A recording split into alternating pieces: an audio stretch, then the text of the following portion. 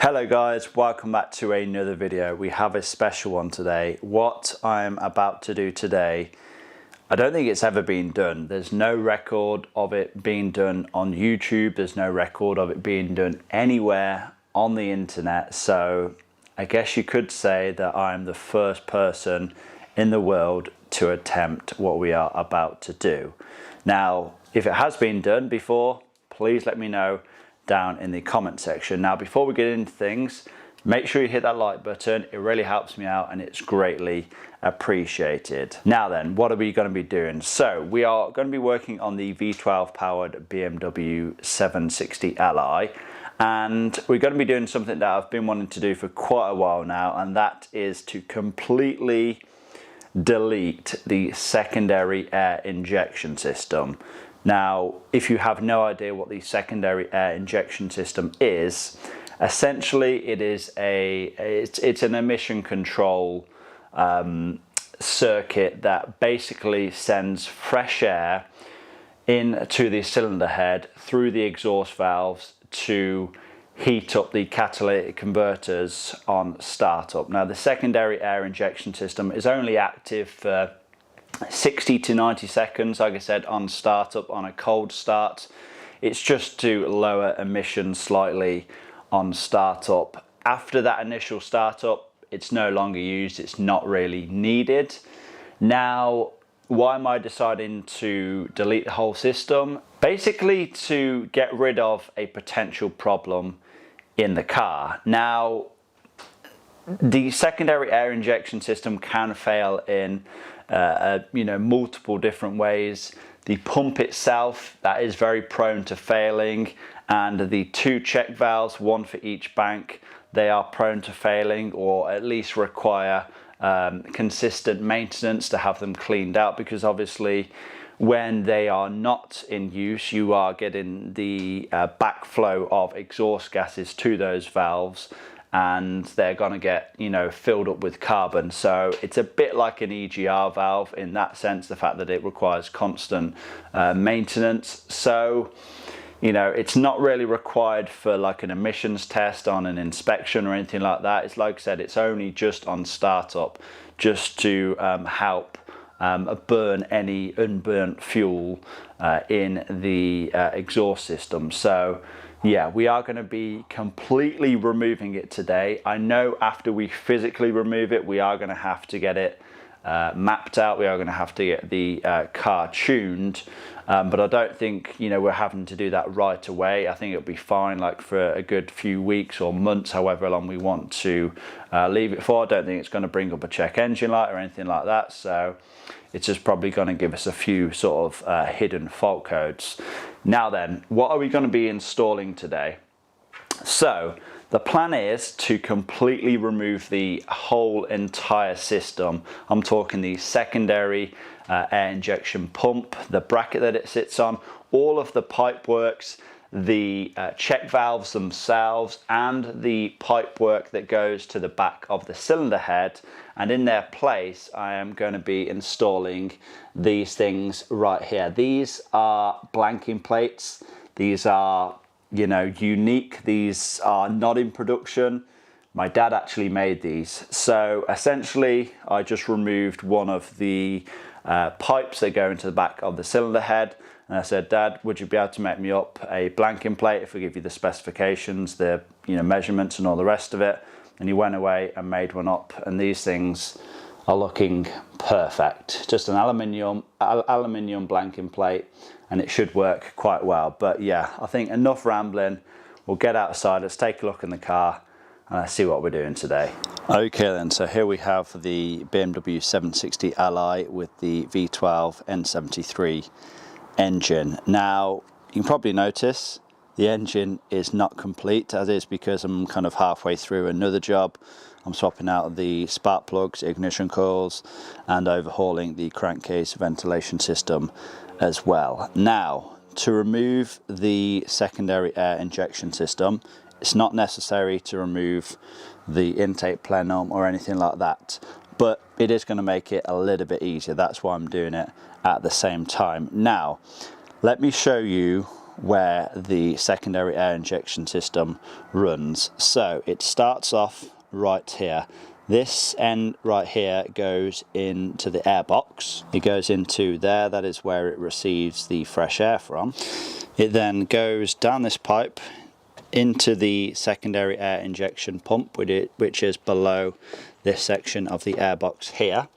It then comes out and goes through another pipe, which then splits off just down here below this vacuum pump, splits off to one bank and then splits off to the other bank, goes through this pipe here, around there, as you can see, to that check valve and to this check valve here. At that valve, it then goes through this pipe. As you can see, it's full of soot. I'm guessing that is from the backflow of the exhaust gases. It then goes through here, round here, and then finally into the cylinder head, where I guess it goes out of the exhaust valves. Now, to remove this pipe itself, there is various different brackets, and I guess this is kind of like a heat shield. There's just mostly 10 and 13 millimeter bolts. It is very, very tight. I'm not going to be able to show you exactly how to remove it, unfortunately, because it is located underneath the rocker cover, and as you can see, there's like next to no room. I think this side's going to be even more difficult as well.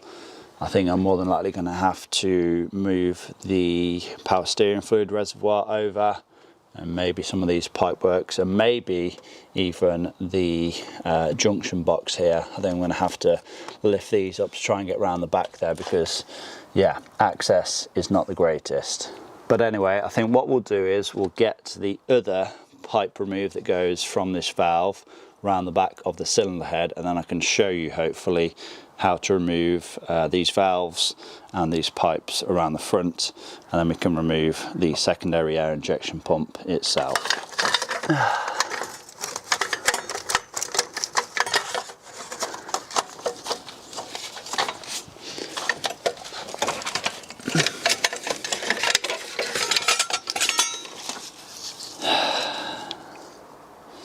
You are definitely not going back in. So managed to get this side pipe removed as well. Yeah, access is not the greatest. You can definitely not see the bolts. It's just a case of feel. Once you crack it loose with a spanner, they are, you know, pretty loose, to be fair, the bolts. So yeah, I guess when tightening down the blanking plates, don't need to go too ham on it. But yeah, if you are doing this yourself, good luck. I think if you was to get this pipe replaced or removed at a dealership, I'm pretty sure they would say to take the engine out, and it'd be a very costly job. So yeah, just glad it's removed. Okay, so how I gained access to that pipe just above the exhaust manifold there, and to remove the valve itself, I actually removed this side airbox. Whether or not you need to, it just makes it a lot easier. Relocated the power steering reservoir to here, so it just gave me a lot better access to get in there. As you can see, this is where the plastic pipe ends. It goes into that valve. And yeah, managed to access the two 13mm bolts that holds that heat shield in place. That will be going back in place just because it keeps the heat away from the engine, away from the rocker cover, and it'll look a lot neater as well.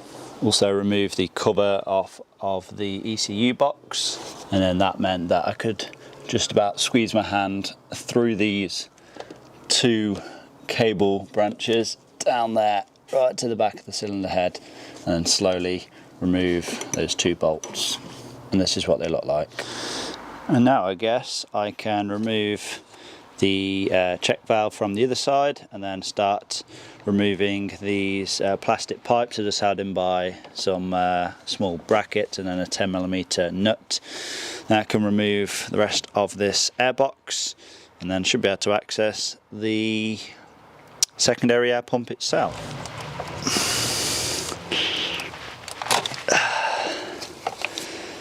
That's this valve removed. As you can see, full of carbon. It's part of the reason that we are deciding to remove these completely.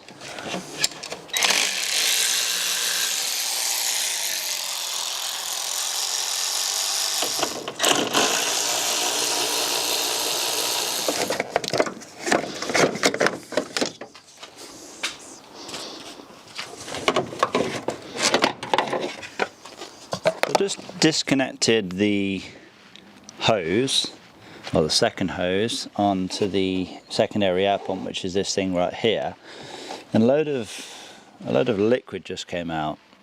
I don't know if it's water or petrol or what. That was really strange. Alright, let's see if we can fish this pipe out of the top.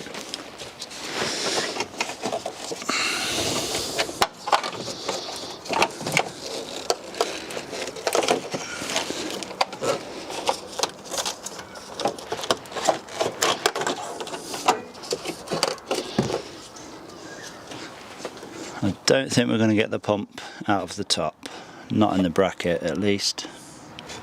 Let's get it out the bottom.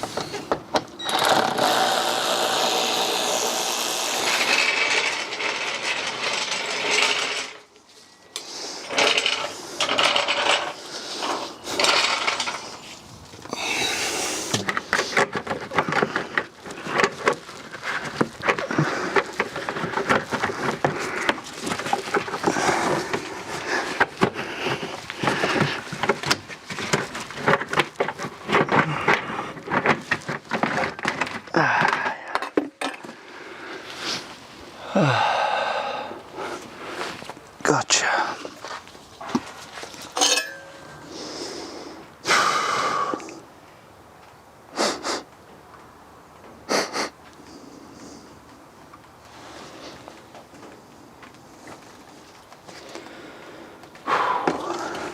Okay, so as you can see, secondary air pump now removed and plugged, of course. Now for the wiring, the plug itself, I have taped it up and then just cable tied it to the existing wiring loom, so that's not going to be moving around anywhere. It looks nice and neat down there now. And here is just a quick overview of everything that we have removed then. The entire secondary air injection system, of course the pump itself, the two rubber hoses that run off it and then run to these hard plastic lines. They run to the valves, which the other one is here, and then they run on to these hard aluminium lines and then to the back of the cylinder head. Okay then, so first blanking plate is in place. Like I said, it's going to be way too tight to show you down there, so I did just take a photo. This is what we are looking like on the back of the cylinder head. Both bolts now tightened down, and that is this side done as well.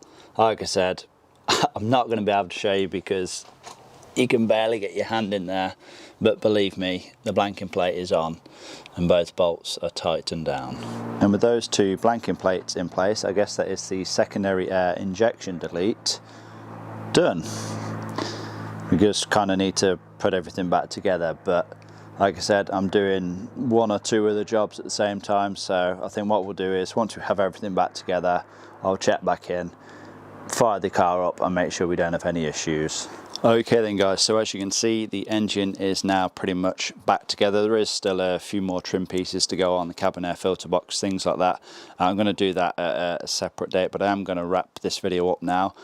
I did actually start the engine up, clear the existing fault codes, then I ran the engine again, and then I'd done another test using ISTA, and funnily enough I didn't actually have any secondary air pump related codes, which I thought was kind of strange, but I guess they'll come in the future. Of course we will need to get the secondary air injection system completely mapped out of the ECUs, because yes, there is 2 ECUs for this car, 1 for each bank, but I should be fine to, you know, drive this car around. In the meantime, I probably will look to get it done at some point, but we will, I'm guessing, have a few hidden fault codes in the meantime. Now, you may be thinking, we're missing something, and for those that know, you'll know that, yes, we kind of now have a hole in this side of the airbox, because of course this is where the secondary air pump gets the fresh air from, you know, through this air filtered air. And of course we remove the entire system, so that pipe included and everything else that goes along with the entire system. So what do we do with this hole then? Well, luckily BMW actually have a solution for this problem, and that is in the form of a blanking plug. Now, believe it or not, this blanking plug right here was actually designed for this airbox. Now, don't quote me on this, but I believe this blanking plug here was equipped on models that were designed to run on leaded fuel. Now, bear in mind, this is a 2003 car. I don't know why this would be running on leaded fuel, but I guess if it was running on leaded fuel, then, you know, you wouldn't have the entire secondary air injection system. So yeah, I guess BMW kind of anticipated some of these engines to not even run on the secondary air injection system anyway. In my opinion, the engine should run a whole lot better now. But yeah, it's just a good thing that BMW did think of making one of these blanking plugs. So it should just go on nice and snug now. And there we are. We should have no more unfiltered air going back through into the intake. And now I guess the car may be just a few ounces lighter without the secondary air pump itself, all of the piping, both of the check valves, these two aluminium tubes as well that go into the back of the cylinder head, along with these brackets and yeah, other hoses as well. Okay then, so there we go, secondary air injection system fully removed from the car now. And realistically, this is only half of the job. I still now need to get it mapped out, and I may or may not get the car tuned. Me personally, I don't think it needs any more power than what it has. You know, it has a whole bunch of torque. I think it's like 600 Newton meters or so, and then like 440-ish brake horsepower. So yeah, it's way more than enough in a family limo saloon car. But we'll see. I'm not making any promises though. I think first and foremost we need to find someone that can actually tune these cars, tune these ECUs, because yeah, they're rare cars, and I'm guessing like your average tuner is probably not going to have done one of these cars before. So yeah, that's going to be a mission in itself. But yeah, the first part, and the part that's, you know, more involved for me, has been done, and it's been a good success. Like I said, I don't think anybody else has done this, definitely not on YouTube. Those blanking plates that I installed, nobody sells them like anywhere in the world. And I actually do have a set of them spare now, because my dad did make 2 sets of these just in case. So if anybody, you know, maybe wants to make a business out of selling these, then, you know, you could do. I have the templates there for anyone else to use. I don't really know how many people are gonna, you know, do this modification to their cars. But if you want to do it, then the option's always there, and yeah, it's not too difficult to do once you gain the access, of course. And if you have the hands of a child, then you'll find the job probably much easier. I do not, but yeah, there's that. Hopefully you guys have enjoyed this video anyway. Please give it a like, leave a comment down below, subscribe if you have not already done so, and I will see you all in that next one. Peace!